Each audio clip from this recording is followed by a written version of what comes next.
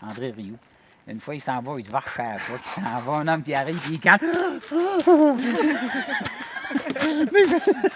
Le gros tof, tu sais, le gros tof qu'il a fait. Il allait, puis là, on riait, on va attendre un peu, on a assez de fun.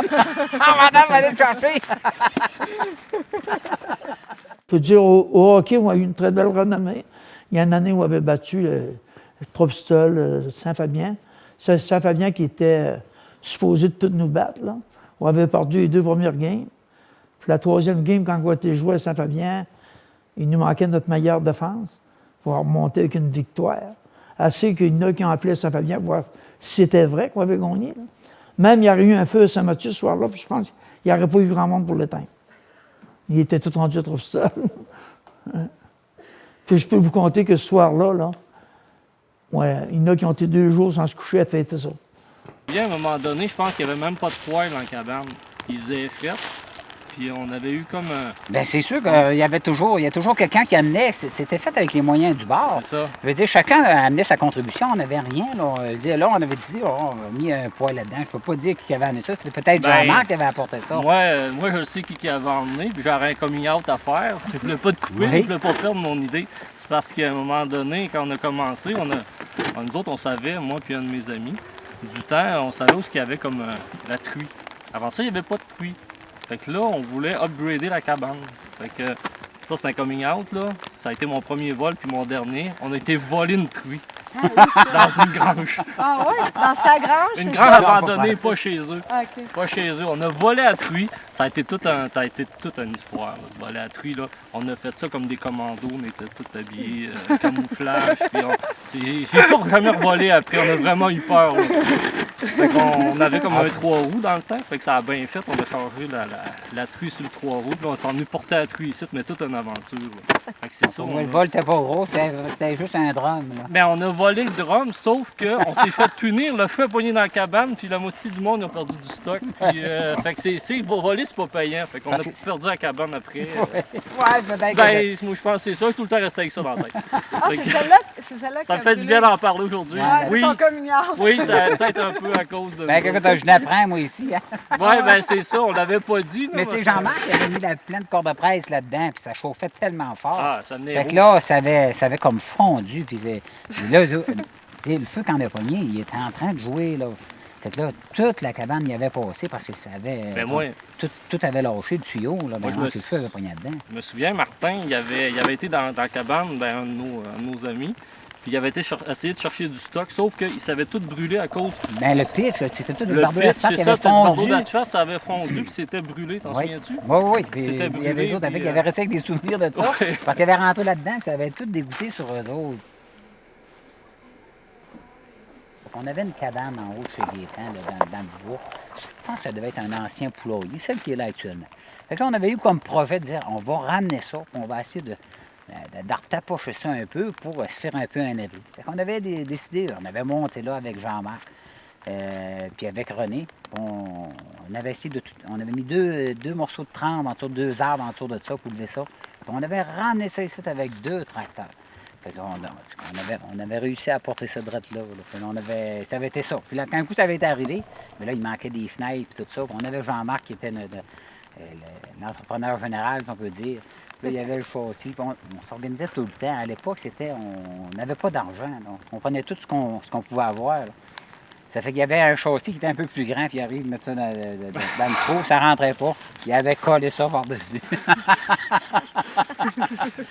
Puis après ça, on avait la tour. On avait réussi à finir la toiture de ça, puis à habiller ça un peu. Puis on s'était trouvé un poêle. Puis d'un coup, chacun amenait un peu de quoi, puis on avait réussi à se faire une pas pire cabane. Ça avait été comme une amélioration, si on peut dire. Là.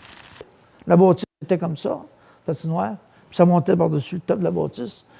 Ils ont pelleté, je pense, 4 jours. Là. Il était 4-5 hommes à tous les jours pour clairer la patinoire. Fait qu'à cette heure, pour moi, ça se ferait plus. À la pelle, là, tu sais. L'année, mon père m'avait acheté une paire de patins. C'était les anciens patins à tubes. Il m'avait acheté ça au magasin à Sainte-Françoise. C'est un ancien magasin général. La risque, d'autres, ça vous dit Non, rien. pas là. pantoute. Il avait payé ça 2 piastres. Fait que là, on avait commencé avec ça. On était venu patiner avec ça. On avait commencé. Puis autant qu'on avait tous des patins là, comment je dis ça, c'était pas les derniers cris, si on peut dire. Là. Fait qu'on commençait avec ça, avec des patins à tubes. Là. Ça avait été comme ça. Puis je veux dire, nos bâtons, on n'avait pas des bâtons de bois. À l'époque, on réussit tout le temps vraiment. Puis on mettait la palette de plastique, une palette de plastique de rechange, là, qu'on appelait une palette de beurre. Parce que, Je ne sais pas pourquoi. c'est pas parce qu'elle pliait que t'es mou. Ben, je veux dire, c'est une palette de plastique. On disait une palette de beurre. C'était comme ça. Ah, ben, que dire du lancer que j'ai reçu dans les parties, qu'on m'avait... une POC gelée qu'on m'avait envoyée directement dans les parties. Ou qu'à dire aussi du gros Clovis qui avait reçu une passe sur la palette du genou, comme on dit. Donc, c'est des filles qui jouent au hockey, comme Dani, elle jouait ça. Elle Non, venait juste elle- s'aîner dans le chalet. Puis... Non, eux autres, ben, ils naient plus les filles, tu sais, à peu près vers avant qu'on commence. Là. Autrement dit, Martin, lui, il naît plus gratté dans l'avant-midi. Puis là, les filles venaient, eux autres, après tout de bonne heure, avant qu'on arrive, là. Eux autres, ils avaient fait des petites tapettes, puis ils avaient fait des trous dans la glace, puis des arabesques, puis toutes ces affaires-là. Puis quand nous autres, on arrivait là, vers 1h, clairez-vous de là, on commence à jouer. Il y avait vraiment zéro fille qui jouait Là, les au hockey. adultes non? arrivaient, là. Non, les nous autres, adultes dans ce temps-là, arrivaient. non, les gars, les c'était quoi c'est pour hommes. Fait qu'il n'y avait pas question. Quand tu donnais pas de couches à l'eau, tu n'avais pas beaucoup. Mais quand tu en donnais, tu risquais. C'était ça. Moi, je me rappelle en anecdote, on était monté jouer à Saint-Mathieu. On n'était pas en snowmobile cette fois-là, là, je pense, les chemins. Puis c'était sur la fin de la saison. Ça veut dire probablement février ou début mars. Puis un soir de semaine, puis il y avait, Lorenzo s'en rappelle, les autres, ils l'ont sûrement, pas beaucoup l'ont connu ici. On avait joué contre Réal Dionne, qui était dans ce temps-là, qui devait avoir 45, 50 ans. 50 ans, puis il y avait eu, je ne sais pas si la POC avait ricoché sur un bâton, puis il y avait eu ça sur la lèvre, fendu. Il saignait, crachait, puis il est allé faire coudre sur le médecin à 3 pistoles, faire coudre sa plaie, puis le médecin a cassé l'aiguille qui avait cousu ça, puis il l'a pas enlevé de suite, je sais pas pour quelle raison, mais il a pensé à sa partie de hockey, je pense qu'ils ont enlevé ça juste dans l'été, qu'il y avait l'aiguille encore dans la lèvre. Il devait se rappeler de sa game de hockey. C'est probablement la dernière game qu'il a joué. Quand j'étais plus jeune, où on venait ici, puis c'était, il pouvait y avoir 30 personnes là, sur la patinoire. Là. C'était incroyable. Puis aujourd'hui, il n'y a plus personne. C'est triste, mais c'est ça. Formule tout inclus. On n'avait pas le budget pour un arbitre.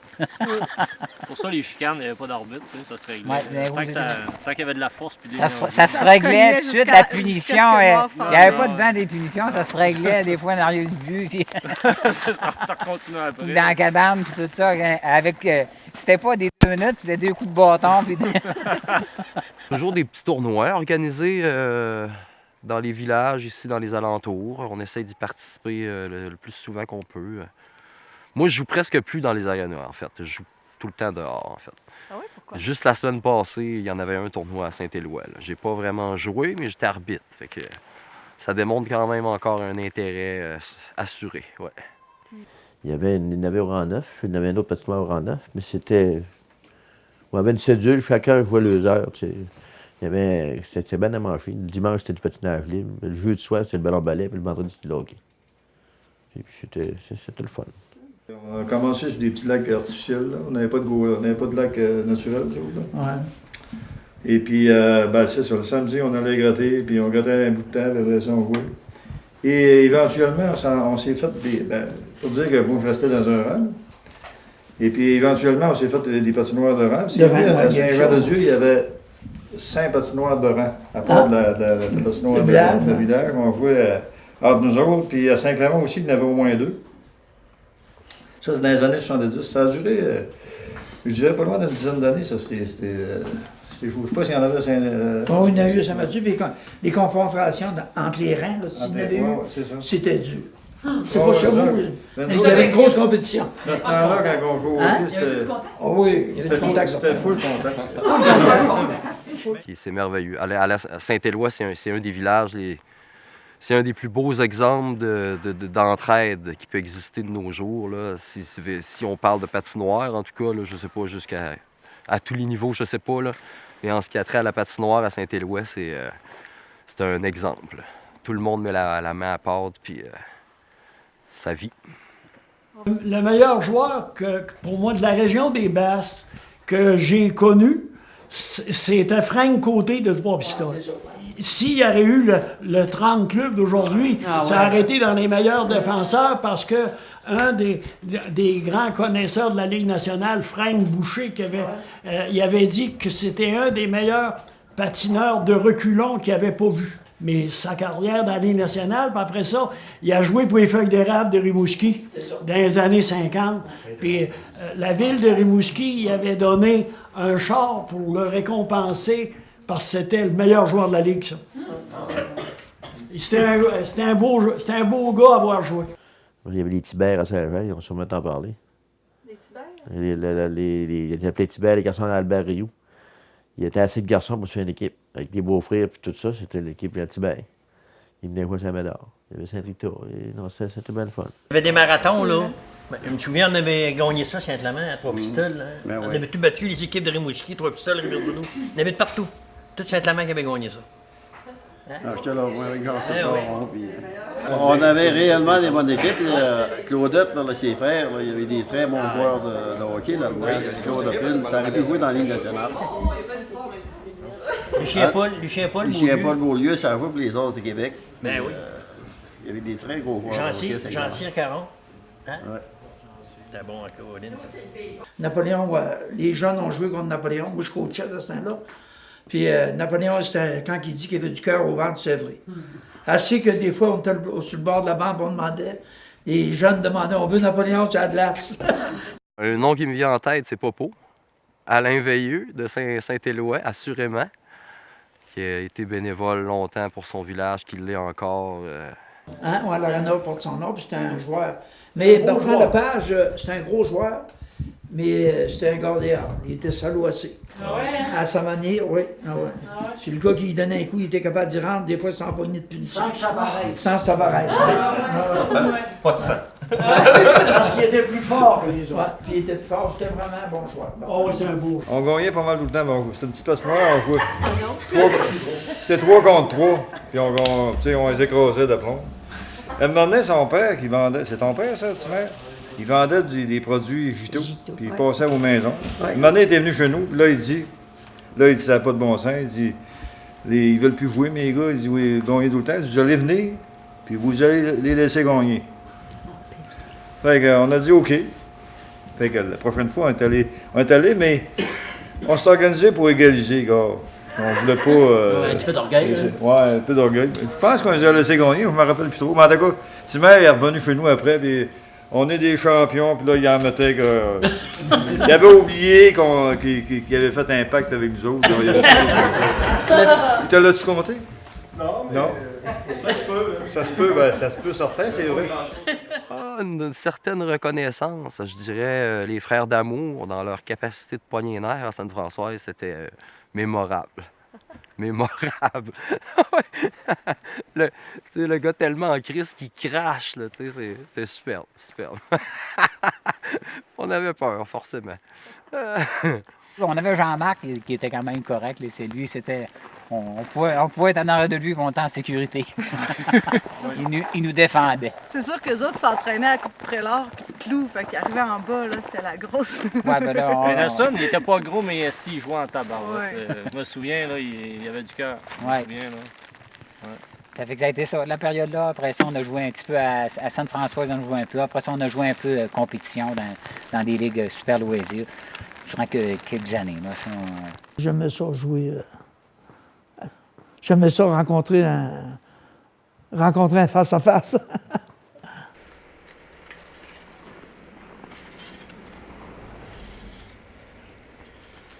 Puis toi, t'as quand même une certaine expertise en construction de patinoires. Ouais, un peu, ouais. Donc, on est en projet d'en faire une sur la rue Père-Nouvelle. Ouais. On t'a choisi comme maître de cérémonie. Super. Aussi parce que on sait que toi, tu as l'habitude depuis quelques années d'en faire dans ta cour. Uh-huh. Alors, explique-nous pourquoi est-ce que tu fais des patinoires dans ta cour? Ah, parce que premièrement, j'ai un super beau terrain qui me permet de le faire. Puis moi, je suis comme ça, des fois, j'ai des idées spontanées, bang, puis je me lève, puis je le fais. Puis c'est ça qui est arrivé avec ça, la patinoire. J'étais en train de pelleter ma cour, puis j'ai fait « Ah, je pourrais me faire une patinoire. » Puis j'ai continué de pelleter, Je me suis mis à glacer, puis c'est devenu mon obsession de l'hiver. Depuis ce temps-là, j'essaie d'en faire le plus souvent que je peux. Puis elle est grande. Pour une patinoire de cours, c'est très grand. Ouais.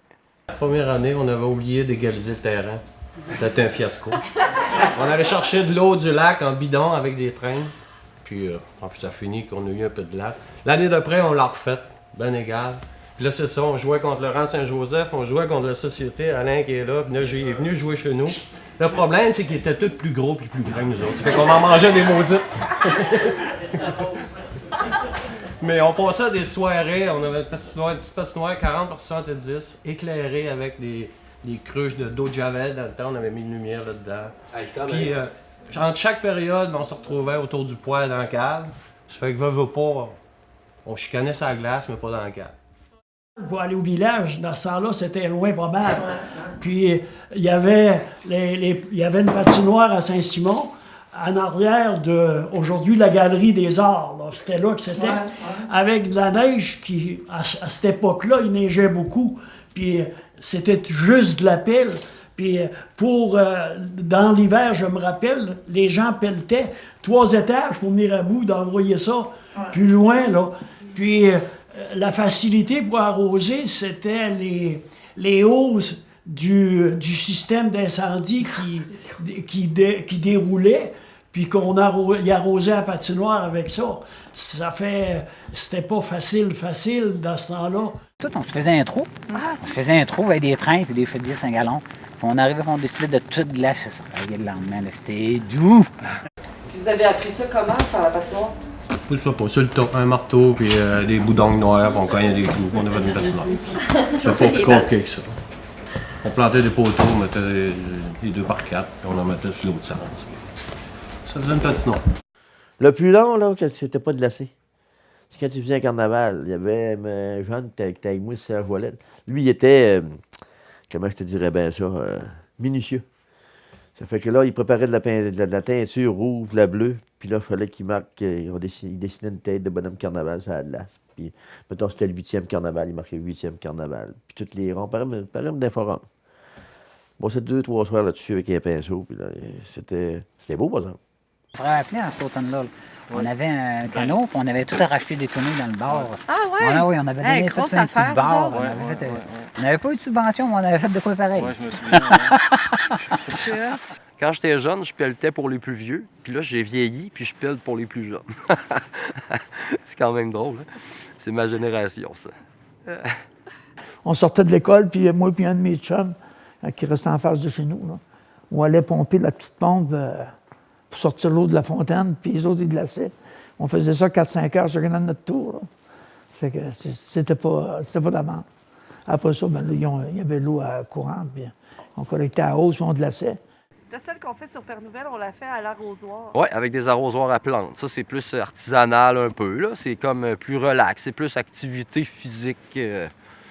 Ça passe le temps, loisir. Moi, j'adore ça. C'est ça que je fais dans ma cour. J'ai 2 arrosoirs. Je leur rentre les remplir. Je ressors. J'arrose ma patinoire. Je marche jusqu'à la maison. Je retourne les remplir. C'est super. C'est une belle activité au lieu de manger des chips en regardant en boucle Sport 30.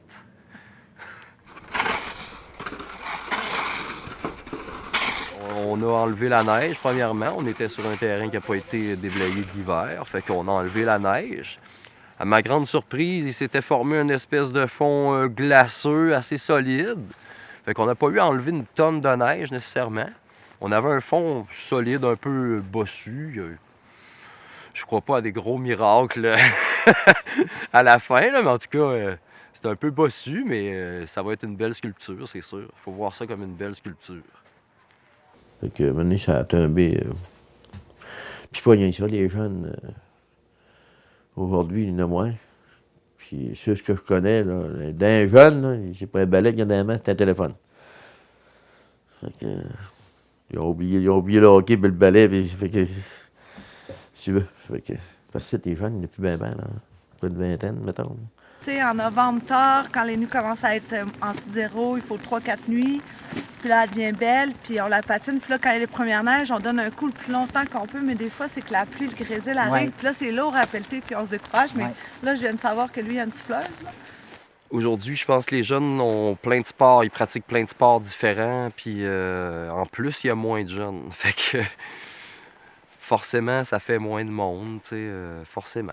Il y a des habitudes de vie qui se vivent à l'intérieur, puis ça peut devenir problématique un peu.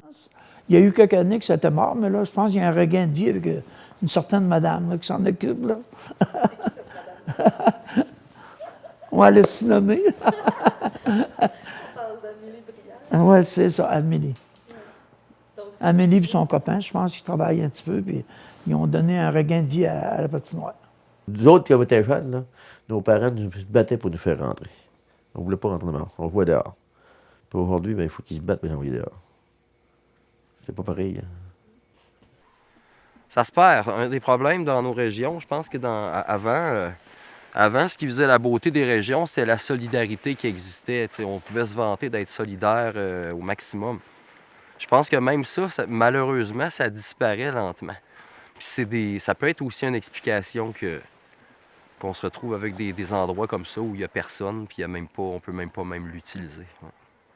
Ben, c'est à cause que tu vis une expérience. C'est pas éthique, là, patiner là-dessus. C'est une expérience. Ah ouais, mais c'est pas, on joue au hockey aussi, puis tout, mais c'est un feeling. Puis le fait qu'il n'y ait pas de bande, que ce soit pas encadré, tu peux faire des sentiers, puis tout, tu sais, c'est un autre sentiment de plus. Une expérience d'expédition, d'aventure. C'est une vitalité essentielle, je pense. Il n'y a plus autant de gens qui prennent ça à cœur autant qu'avant, mais c'est une nécessité, je pense, qui devrait appartenir dans chaque municipalité.